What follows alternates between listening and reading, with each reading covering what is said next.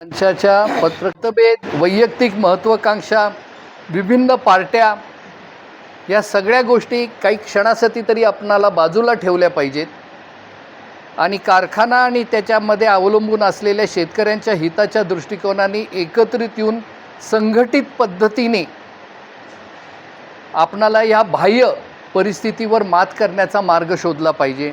कारखानदारीच नष्ट झाली तर आमची सामुदायिक चूल नष्ट होणार, सत्तारूढ विरोधक आणि आमच्यासारखे आज त्रयस्थ भूमिका घेऊन बघणारे लोक सगळे नष्ट होतील।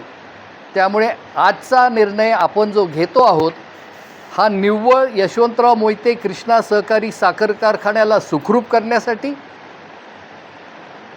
त्याला वृद्धिगत करण्यासाठी, त्याची आर्थिक परिस्थिती दुरुस्त करण्यासाठी आणि सहकाराची मुहूर्तमेढ आणि स्थापना जी या कराड तालुक्यातनं आपण चालू केली होती ती कायमस्वरूपी अस्तित्वात राहून जनहितासाठी राबवण्यासाठी सुसज्ज करण्यासाठी घेणार आहोत। हे पुढं मी बोलतोय म्हणून मी स्वीकारतो की आतापर्यंत एक नक्की झालेलं आहे की 2 पॅनल उभे राहणार आहेत, एक संस्थापक पॅनल, एक सहकार पॅनल। संस्थापक पॅनलपैकी संस्थापक किती आणि सहकारामध्ये सहकारावर खरंच प्रेम दाखवणारे लोक किती, हे मुद्दे अलहिदा ठेवूया। परंतु तुमच्याद्वारे आणि सोशल मीडियाद्वारे जो प्रचार चाललेला आहे तो बघून नैराश्याच्या भूमिकेमध्ये हतबल होऊन नाराज झालेल्या लोकांपैकी मी एक आहे।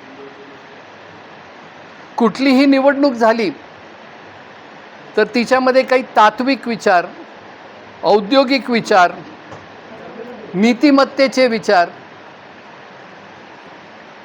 या सगळ्या गोष्टींचा थोडासा आढावा घेऊन उद्योगाबद्दल माहितीचे चर्चा होणं अत्यंत गरजेचं आहे।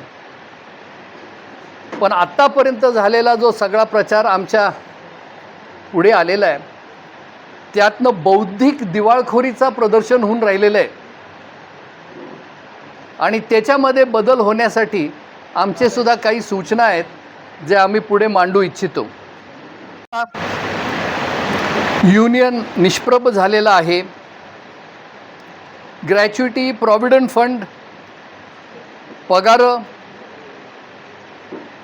आणि वाढत्या बेरोजगारीच्या तांड्यांकडे आपल्याला लक्ष घालणं अत्यंत गरजेचं झालेलं आहे।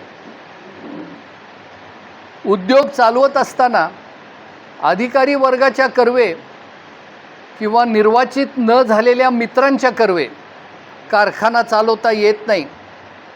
ती निर्वाचित झालेल्या माणसांनी स्वतःची वैयक्तिक जबाबदारी पत्करून त्या खुर्चीवर बसून लोकांनी त्यांच्यावर दाखवलेल्या विश्वासाचा आधार धरून कारखाना स्वतः चालवायचा असतो।